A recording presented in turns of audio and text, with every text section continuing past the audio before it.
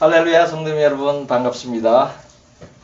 오늘 새로 오신 우리 성도님 또 환영하고 축복합니다. 또 멀리서 지금 카메라로 예배해 드리시는 성도님 반갑습니다. 유튜브 성도님들 할렐루야 반갑습니다. 축복합니다. 오늘 하나님께서 주신 말씀은 베드로후서 3장 17절 베드로후서 3장 17절과 디모데전서 4장 1절, 디모데전서 4장 1절 말씀을 보겠습니다. 제가 봉독하겠습니다. 그러므로 사랑하는 자들, 우리가 이것을 미리 알았은즉 무법한 자들의 미혹에 이끌려 너희가 굳센 데서 떨어질까 삼가라. 그러나 성령이 밝히 말씀하시기를 후일에 어떤 사람들이 믿음에서 떠나 미혹하는 영과 귀신의 가르침을 따르리라 하셨으니 아멘. 요즘은 교회를 가지 않고 유튜브를 보면서 믿음 생활을 하는 분들이 많습니다. 이분들이 교회를 가지 않는 이유는 여러 가지가 있겠지만 그 중에 하나는 참 교회를 찾지 못했기 때문입니다. 이러한 분들은 참 설교를 듣기를 갈망합니다. 진리의 말씀을 듣고 싶은데 그러한 갈급함을 채워주는 설교를 듣지 못하고 또 그러한 목자를 만나지 못함으로 해서 유튜브의 설교나 가르침을 듣게 됩니다. 또한 유튜브를 참 목자를 물색하는 도구로 사용하기도 합니다. 이런 분들은 교회 안의 목사들이 대부분 거짓 목사인 것을 이미 깨달은 사람들입니다. 저는 목사의 거의 대부분이 사꾼이고 교인을 지옥으로 끌고 가는 거짓 목사라는 사실에 대해서 여러 차례 설교를 하였습니다. 여기에 동의하는 분들이 점점 늘어나고 있어요. 마지막 때에 하나님께서 믿는 자들을 미혹에서 돌이키도록 돕고 있는 것입니다. 아멘. 코로나를 통해서 교회를 가지 않은 사람들이 많이 증가한 것도 거짓 목사에게 미혹받지 않게 하려는 하나님의 섭리가 있습니다. 그것도 하나님의 은혜입니다. 이러한 추세를 타고 최근에는 목사가 아닌 사람들 중에도 유튜브를 통해서 거짓 가르침을 퍼뜨리는 자들이 급증하고 있습니다. 이들의 특징 중에 하나는 기존의 목사나 교회를 비판하는 것입니다. 교회를 가지 않거나 교회를 불신하는 분들은 이런 말이 귀에 아주 솔깃하죠. 그래서 듣게 돼요. 그러나 실제로 이들은 교회 안의 거짓 목사들보다 더 악한 자들입니다. 그 이유는 지금 거짓 목사의 미혹을 피해서 교회를 떠난 사람들을 다시 미혹하기 때문이에요. 이해가 가세요? 지금 깨어서 믿음 생활을 하는 분들이 그 목사의 영을 분별하는 기준이 몇 가지 있습니다. 쉬운 기준이에요. 첫째로 한 번 구원은 영원한 구원이라고 가르치면 거짓 목사이다. 둘째, 번영복음을 가르치면 거짓 목사예요. 번영복음은 현세에서 잘 먹고 잘 살으라는 그 복음이에요. 부유하게 살으라는 복음이에요. 그러니까 한마디로 말하면 돈을 사랑하라는 복음이에요. 이걸 가르치면 거짓 목사입니다. 셋째, 마지막 때에 대해서 또한 요한계시록을 비중 있게 가르치지 않으면 거짓 목사입니다. 네 번째, WCC나 WEA에 속한 교회, 교단의 목사는 모두 거짓 목사입니다. 다섯째, 백신을 맞으라고 권하는 목사는 물론 맞지 말라고 경고하지 않는 목사는 거짓 목사이다. 아멘. 아멘. 예. 한국에서 교회 간판을 달고 있는 교회 중에 지금 얘기한 이 5가지 기준에 하나라도 걸리지 않는 교회는 없습니다. 예, 그런 얘기 깨어있는 사람들은 교회를 가지 않는 것이고 갈 수도 없는 것입니다. 그러한 분들 중에 몇 분은 저희 교회로 오셨어요. 유튜버들이 노리는 것이 바로 이것입니다. 자신은 이러한 기준에 해당이 되지 않지만 교회 안의 목사들은 여기에 해당이 된다고 말을 하죠. 이들도 교회 안의 목사들처럼 90%는 성경적인 말을 하고 10%에는 치명적인 독을 넣어가지고 믿는 자들의 영혼을 죽이는 것입니다. 지금 살펴본 그 목사의 영을 분별하는 5가지 기준, 이것은 옳은 것이에요. 그러나 이러한 기준에 하나도 해당이 되지 않는다고 모두 참교사는 아니에요. 유튜버들이 이렇게 하고 있어요. 자기는 해당이 되지 않는다고.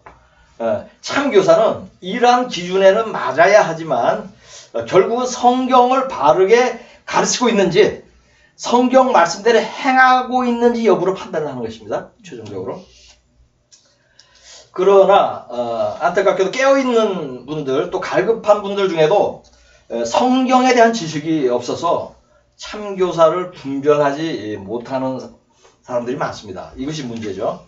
그러므로 제가 성경 공부가 쉽다라는 책을 공부하라고 그렇게 계속 강조하고 권면을 하는 것입니다.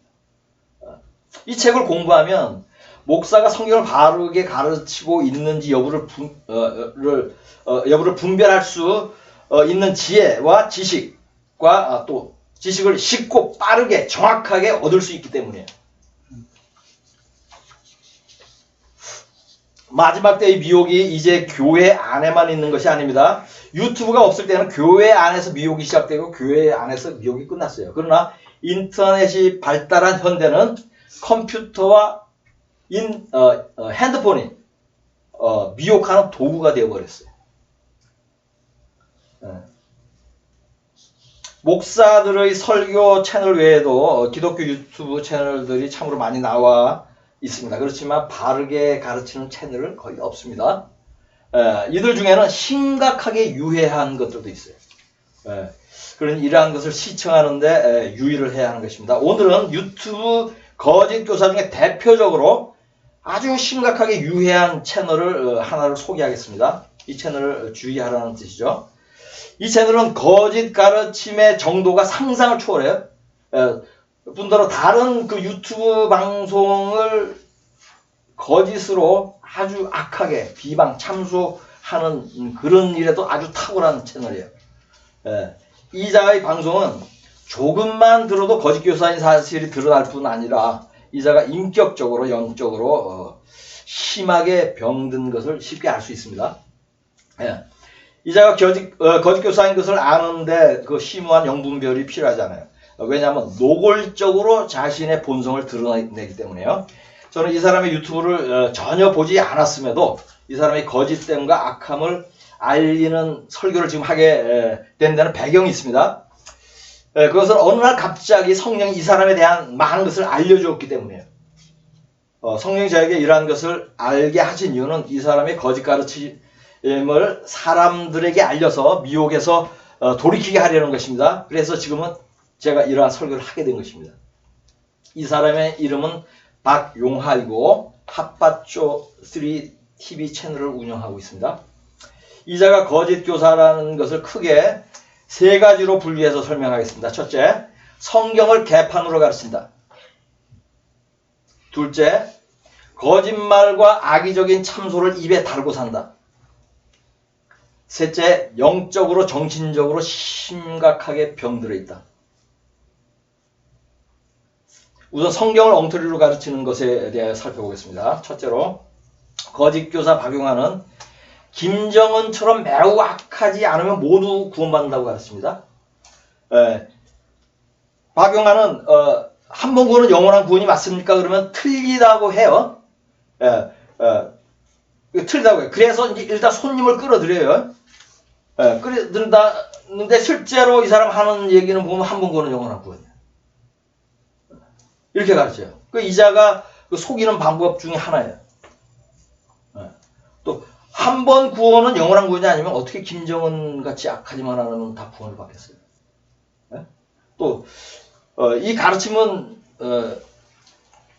참으로 해괴한 것이죠. 그런데 또 그럴 뿐더러 한 번 구원은 영원한 구원보다 더 몹쓸 잘못된 가르침입니다.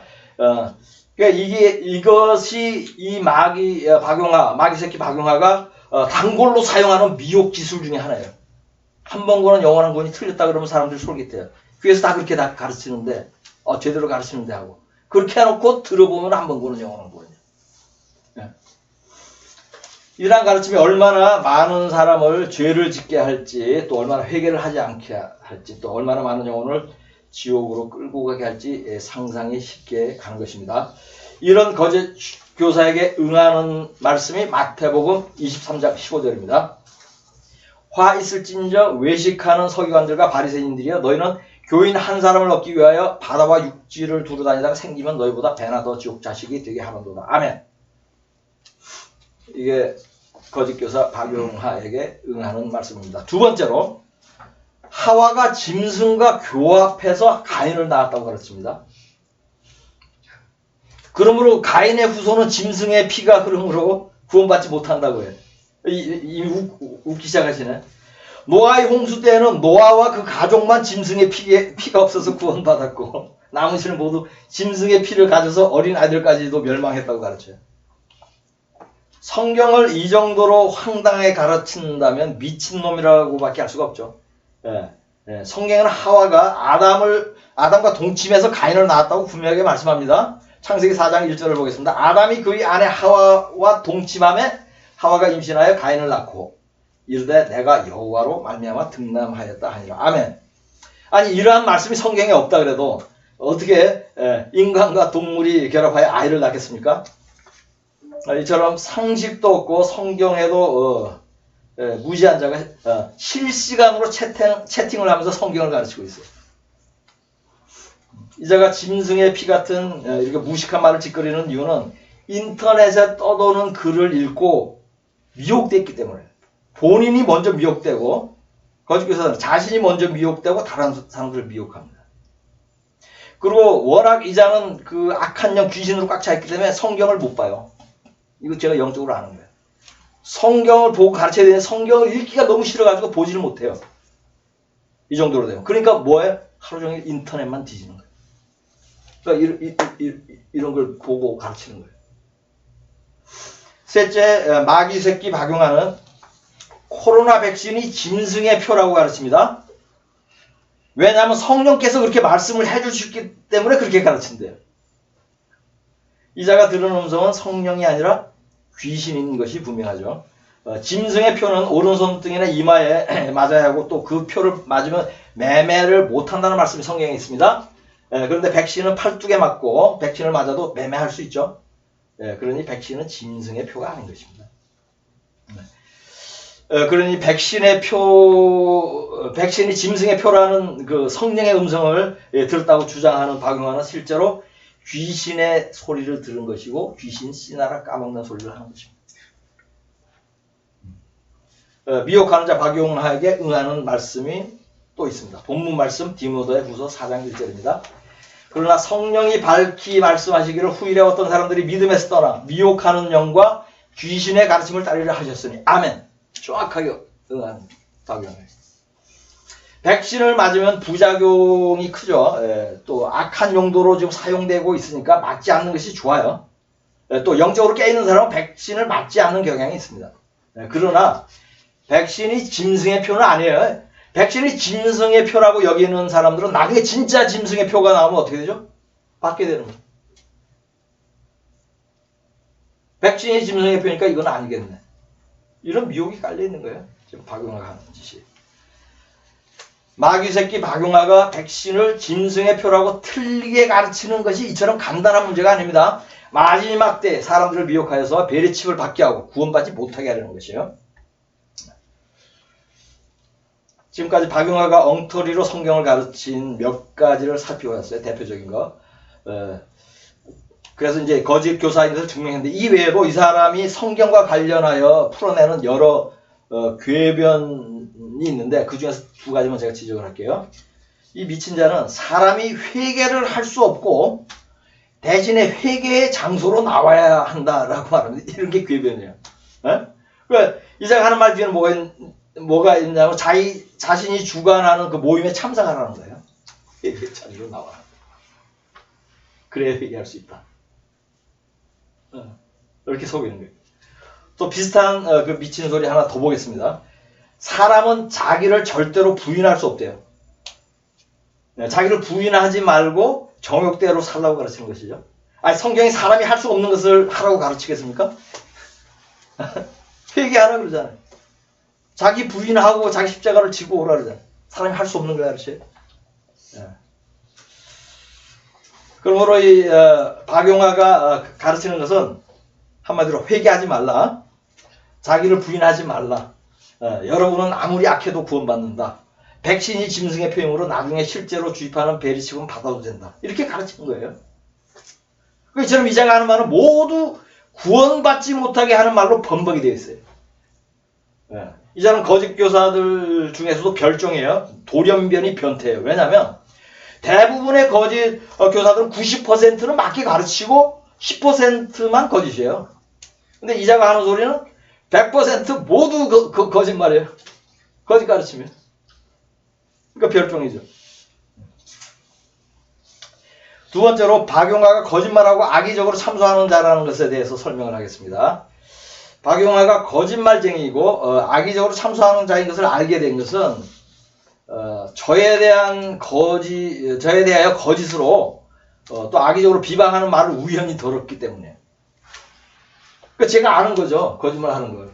저에 대해서 거짓말을 하니까. 저는 다른 설교를 전혀 듣지 않기 때문에 이 사람의 유튜브를 우연히 듣게 한 것은 이것은 무엇이죠? 성령이 하신 거예요. 또 성령이 알게 하시는 이유는 분명하죠. 이 미혹하는 자를 책망하고 미혹된 사람들을 돌이키게 하려는 것이에요.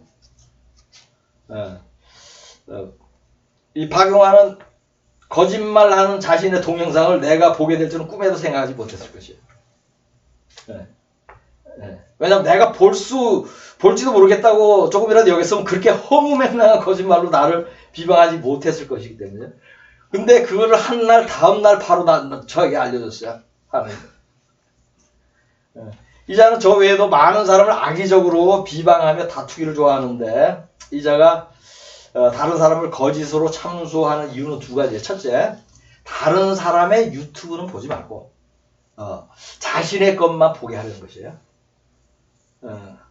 두 번째는 사탄이 속에 들어가 있으므로 사탄의 속성인 거짓 참소를 할 수밖에 없는 것이에요. 요한복음 13장 27절 말씀이 이자에게 응한 것입니다. 조각을 받은 후 곧 사탄이 그 속에 들어간지라 이에 예수께서 유다에게 이르시되 네가 하는 일을 속히 하라 하시니 아멘. 유다에게 들어간 사탄이 동일하게 박용화에게 들어간 것입니다. 박용화는 핫바쇼 3TV를 운영하면서 사탄의 일을 하고 있는 것입니다. 박용화는 악의적으로 사람들을 참소하면서 다투게 된 사람들이 많아요. 그와 싸운 사람 중에는 정광훈도 있어요. 이 일로 인해서 박용화 유튜브 채널 사용이 중지되었습니다. 마귀도 서열이 있는데 못 모르고 선배 마귀에게 덤볐다가 채널이 폭파된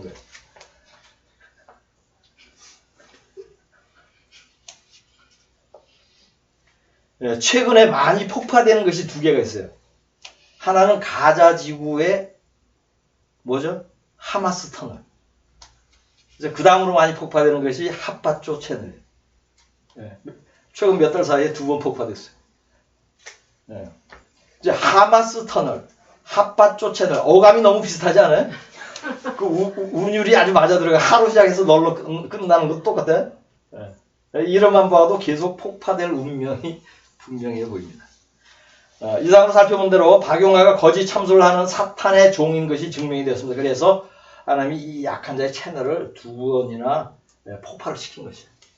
근데 폭발시켜도 계속 만들어요. 그래서 핫바쇼 3 채널이에요. 근데 이 채널을 운영하면서 거짓 교사 짓을 못하게 하면 하나님 다른 걸 폭파시켜야 될 것 같아요. 이자가 올해 내로 폭파되기를 선포합니다. 세 번째로 박용화의 영적인 상태를 진단해 보겠습니다. 성경 엉터리를 풀고 거짓말하고 참소하는 자라에 대해서 그러한 사실이 이미 박용화의 영적인 상태가 어느 정도 진단이 되었지만 구체적인 예를 다시 설명을 하겠습니다. 예를 들어서 실제로 있었던 사실을 가지고 설명을 하겠습니다. 박용화의 영은 한마디로 표현하면 마귀의 영인데 요한복음 8장 44절이 정확하게 응하는 자예요. 너희는 너희 아비 마귀에게 났으니 너희 아비의 욕심대로 너희도 행하고자 하느니라. 그는 처음부터 살인한 자요 진리가 그 속에 없으므로 진리에 서지 못하고 거짓말을 말할 때마다 제 것으로 말하나니 이는 그가 거짓말쟁이요 거짓의 아비가 되었습니다. 아멘. 욕심대로 행하는 자, 영혼을 살인하는 자, 거짓말을 하는 자가 마귀인데 이러한 마귀의 속성을 모두 갖춘 것이 박용화예요. 박용화는 자신이 케냐에서 선교한 일에 대해서 종종 말을 하는데 그 중에 그 영적 상태를 가늠할 수 있는 이야기들이 있습니다. 박용화가 케냐에 가서 선교는 하지 않고 고물상 사업을 한 적이 있어요. 선교사로 가가지고. 선교사가 선교지에서 사업을 하는 것도 문제지만 문제는 여기서 그치지 않습니다. 고물상을 하다가 작물애비로 걸려서 케냐 깜빵에서 몇 달 살았어요. 작물애비는 훔친 물건을 이제 사는 사람을 칭하는 것이죠. 사고 파는 사람. 근데 훔친 물건인 줄 알고도 돈벌 욕심에서 사서 파는 것이죠. 이 이야기에는 세 가지 중요한 포인트가 있습니다. 첫째, 선교지에서 사업을 할 궁리를 한 자체가 이 사람은 선교사로 부름을 받지 않은 것을 증명하는 것이죠. 사꾼이라는 정체가 드러난 것입니다. 둘째로, 사업에 귀천이 없습니다. 고물상 할 수 있어요. 그러나 그 많은 상품 중에서도 낡고 더러운 고물들을 수집해서 팔았다는 사실에 주목할 필요가 있습니다. 박용화가 그렇게 했다는 것을. 그래서 박용화의 영이 어떻다? 더럽다는 것을 증명하는 것이에요. 마가복음 3장 30절이 응한 것입니다. 이는 그들이 말하기를 더러운 귀신이 들렸다 함이라라. 아멘. 귀신을 수식하는 그 대표적인 단어가 더러운 귀신이죠. 더러운 귀신. 귀신이 얼마나 더러운 영이면 성경에 무려 22번이나 22번이나 더러운 귀신이라는 표현이 있어요. 박용화의 영이 바로 더러운 귀신. 깨끗한 귀신도 혹시 있나? 셋째, 박용화가 도둑질한 물건을 사고 판 것은 마귀의 속성 중에 뭐예요? 도둑질을 하는 자라는 것이 응한 것이죠. 도둑질하는 자. 요한복음 10장 10절 말씀이 응한 것입니다. 도둑이 오는 것은 도둑질하고 죽이고 멸망시키려는 것뿐이요. 내가 온 것은 양으로 생명을 얻게 하고 더 풍성히 얻게 하려는 것이라. 아멘. 박용화가 유튜브를 통해 하고 있는 일이 이것이에요. 구독자들 중에 일부를 매주 이렇게 모아가지고 뭐 예배 드린다고 하면서 헌금을 받죠. 헌금을 빙자해서 돈을 도둑질하고 있는 것입니다. 미혹하여서 영혼을 죽이고 멸망시키고 있는 것입니다. 박용화가 이 같은 마귀임에도 알지 못하고 이 사람의 가르침을 듣고 있는 사람들에게 응하는 말씀이 데살로니가 후서 2장 11절입니다. 이러므로 하나님이 미혹의 역사를 그들에게 보내서 거짓 것을 믿게 하시면 아멘. 하나님께서 미혹하는 영을 박용화에게 보낸 것은 사람들로 하여금 그 거짓을 믿게 하려는 것이에요. 성경 말씀과 성령의 인도를 받지 않는 사람들은 이런 미혹에 빠지도록 버려두는 거예요. 하나님이. 이 영적인 원리예요. 그러니까 박용화가 어떤 미친 말을 해도 믿게 되는 거예요. 그 말 듣고도 계속 들어요. 그 미친 말, 그 짐승학교 앞에서 무슨 가인을 낳았다는 말 듣고도 계속 들어.